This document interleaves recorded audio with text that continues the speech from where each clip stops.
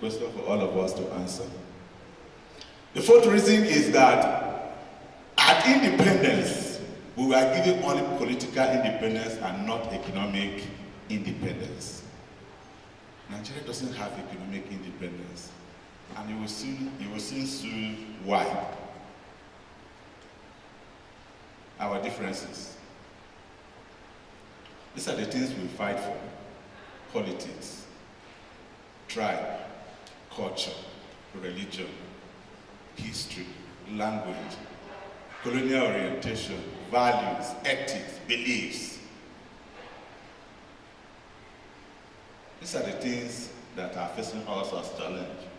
I will pick one which is very important. That will be our history, and let us see. Once upon a time, according to Elias Reclus in 1893, he wrote that Africa was a great civilized power during the period in which Europe was being overrun by savage tribes. Arithmetic, architecture, geometry, astrology, all the arts and nearly all of today's industries and sciences were known where the Greeks lived in caves. That's what was Africa. What happened? Those of us who read history, we are aware of somebody called Kanka Musa of Mali Empire, isn't it? Yes. Till today, nobody has surpassed that man in wealth. He's an African. What happened? Go back to that slide I talked about a mental problem, have a thinking problem. What happened? African leaders who had money now had a delusion that if you suppress everybody around you, you'll be the only man standing. And so we started fighting ourselves. One person must be in charge of everybody. So when we left fighting with bows and arrows, that problem, that thinking that there must be one person who supersedes everybody continuing with us into politics.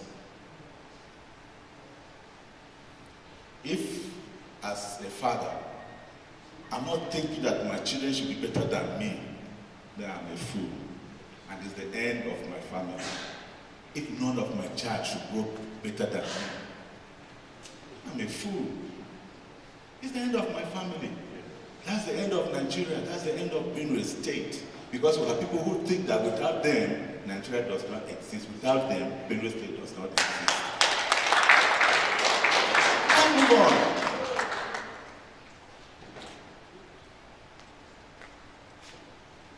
When people fight, what happens? You leave the issue of economic growth, of trade ties, wealth creation and education, and you concentrate on how you undo the other person instead of working together.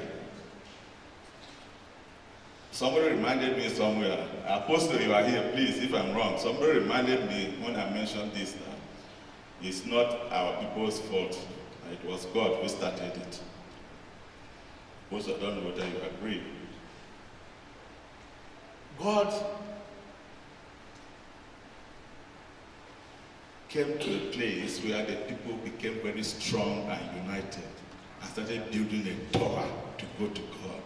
And so the scripture says, and God saw that if he does not confuse these people, they will certainly get to where he was. And what did God do? Threw confusion into language. And the next day, the building collapsed. And so, our leaders know how to use divide and rule. Why is it that the other continents have outgrown that? Why? Why is it that Africa have not outgrown that concept? Thinking problem.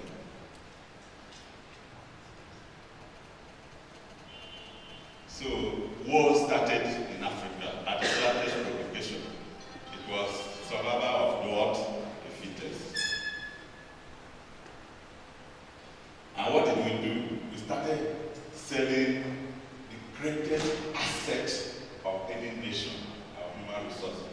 When they started fighting and discovered that they have been killing their people, and then they hate that in Igbo land, if you say this human being can make money, instead of, if they fight and capture you, instead of killing you, they sold you out. And so something started called what? Slave trade. Something started called slave trade. And who were we selling? Our human resources. I'm sorry to make allusion to this. Retired Air Commodore, you were here very early, and you saw what happened in this place. That's what happens. It's not the building. It's the people managing the building that makes the hotel. It's not the building. We were here, this was where early came and found out that this place was unkempt. But I'm sure that GRI must have given at least 2-3 days notice that something was going to happen here today at 9 o'clock. At 10 o'clock we were here, they were here to sweep this place. That's what happens when your human resources is not good.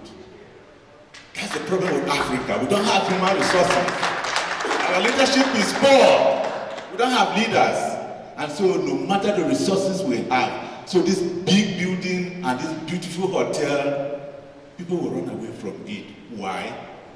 There's nobody to attend to them. Nobody. Nobody.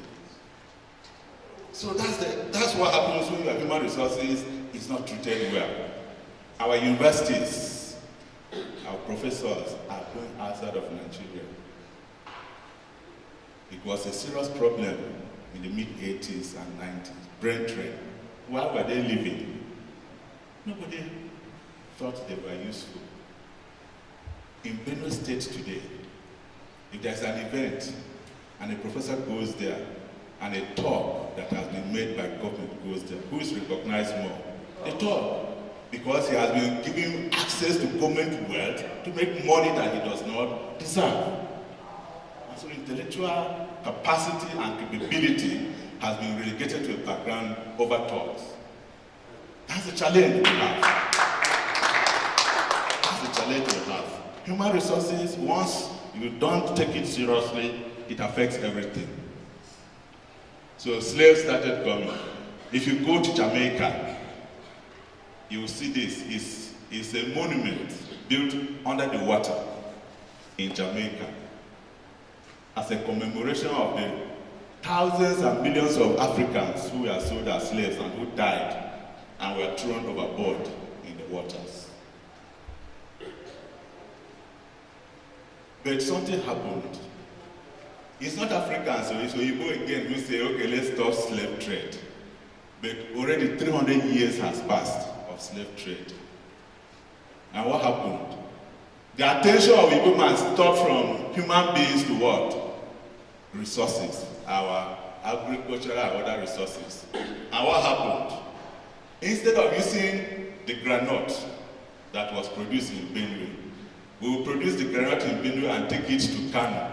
And so if you see the map of Nigeria, where is granite pyramids? Kano. Do they produce granites in Kano? No. Granites are produced from Benue. But the pyramids are where? In Kano. And Kano didn't use the granites. The granites were transmitted to Ebola and brought back in items that were more durable and sold at a higher price than the granite we sold. That same mentality. We discovered oil. Instead of making oil an instrument of development in Nigeria, we prefer to take the crude oil, which has more than 20 components, send it to Igbo land, and they bring it back to us as petrol, as kerosene, as gas, as rubber, as a lot of things. 4 times the amount of money we send these things to Igbo land. That's the mentality of selling our brothers, selling our goods. And that is why in Benue, I've been here for 7 months, and the amount of